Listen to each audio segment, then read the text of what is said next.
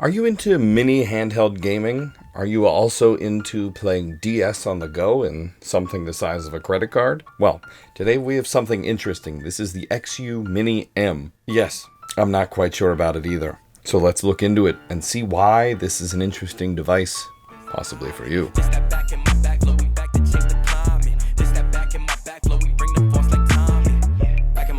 And before we dive in, remember to subscribe because we are giving away at the end of October an RG40XXV. To be eligible to win, all you have to do is be subscribed, and notifications don't hurt either, so you know when the winner's announced. Back to the Mini M. This is the XU Mini M. We haven't quite seen a lot of devices from this company. I think it's from a company called Ampuan, but we haven't seen a ton of these handhelds on this channel yet, and what we have here is actually pretty good. It could use a little work in a few different areas. So let's dive into this and see why this is interesting and what kind of hardware it's packing. Now, this is a device from a new manufacturer that we haven't seen a lot of before, so this is a pretty good showing, but it does have some work that needs to be done to put it up to the standards of all the other stuff in this category. To start off, we have a 2.8-inch IPS screen at 640 by 40 pixels, a 2600 milliamp hour battery, a D-pad that is squishy and not clicky, and is a little hard to hit diagonals on, 2 sunken-in joysticks that are clicky and not squishy, that sit very flush to the device, start and select buttons that are clicky and not squishy, A, B, X, Y buttons that are squishy and not clicky, and they feel just a hair light, like the buttons themselves need to be a little heavier. They feel okay though. On the bottom front of the device, we have a menu button that is clicky and not squishy, and has a G on it for some reason. And they did not leave any space unused on this device. So on the left-hand side of the device, we have an SD card reader for your operating system, along with a hole for a lanyard and the remnants of an L1 button, which if you press it on the side here, you can't actually press it. It presses at the top. On the right-hand side of the device, we have similar, another SD card reader for ROMs and the remnants of your R1 button. On the bottom of the device, we have 2 speaker grills that are open with no vents behind them, so dust will be getting in here, but the speakers are very loud and you can hear them just fine. For buttons, we have the power and reset buttons that are clicky and not squishy,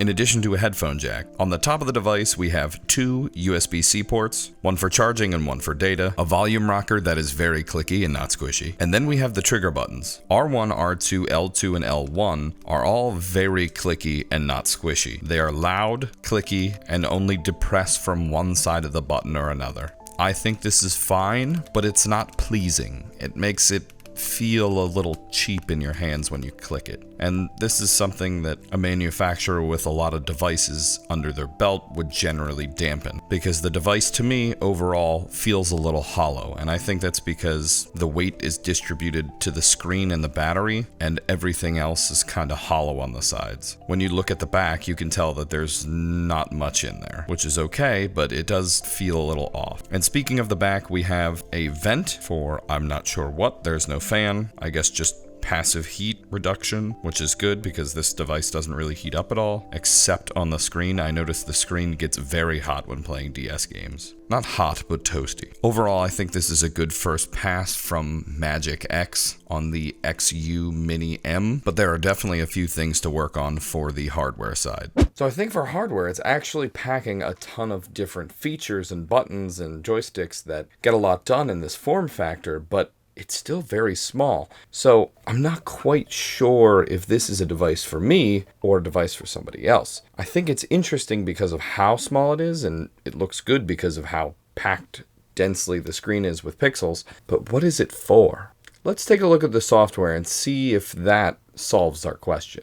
And what we're rocking here is another Linux-based system. This is a very splashy front screen that gives you all of the layout for every different console right away. So you're not going through any menus. You are immediately put into choosing which console you want and then what games you want to play and getting right into the gaming, which is awesome, in addition to having a very good sleep function. It's one click of the power button, turns it off, and leaves it in standby.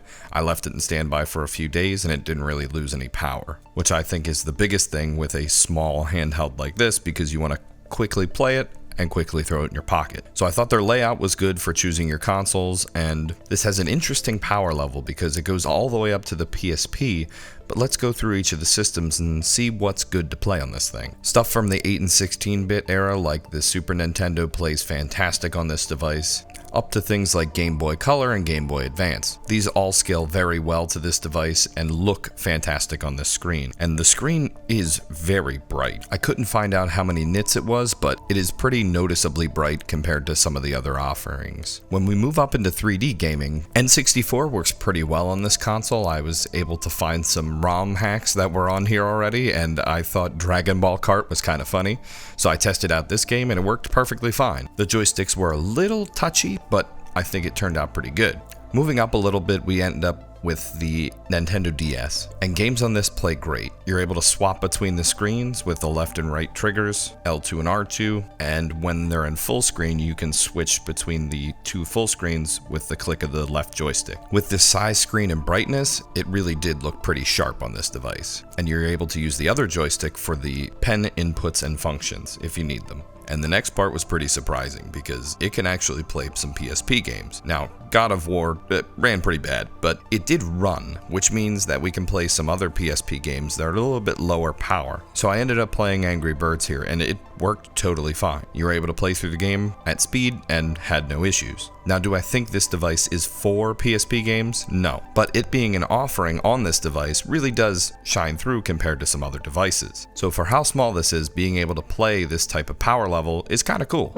So, the software and power level of this device is actually pretty good too for what we're getting it for, in addition to its form factor. So if you're interested in picking it up, we have an affiliate link down in the description below from litnxt.com. They sent it over to me for a review and to shout them out. But where does this fit in? Because there are tons of other options in this category in a larger and smaller form factors that also have joysticks. So what is this trying to get at? I think this is for the people who want a cheaper device that is, what I'm getting at is this is very small. It's not a micro handheld, so it still feels good in your hands, but it doesn't quite have that full console feel of something a little bit larger. So if you're still interested in getting something that has a full amount of like control inputs on your device, but still don't want a huge device, I think this is what you're looking for. Now the competition, there's a ton of different things in this category and in this price bracket, but I think the biggest thing for me is, what are you looking for? If this is the size that you're looking for, there's tons of different options in this category. So pick the size that works for you, but if this is the size that is what you're looking for, then you know where you're at. Because there are so many devices at this price point that do all of the same jobs. So it being Linux doesn't really mean you can do anything other than Moonlight streaming, and pretty much it. So for me, I think the device is okay. I personally like a larger device, but I think if you're playing Game Boy Advance games, and this being a D-pad centric device, I think it does a lot of that pretty well. So if you're interested in this device or possibly any other devices, we've done videos on all of those as well.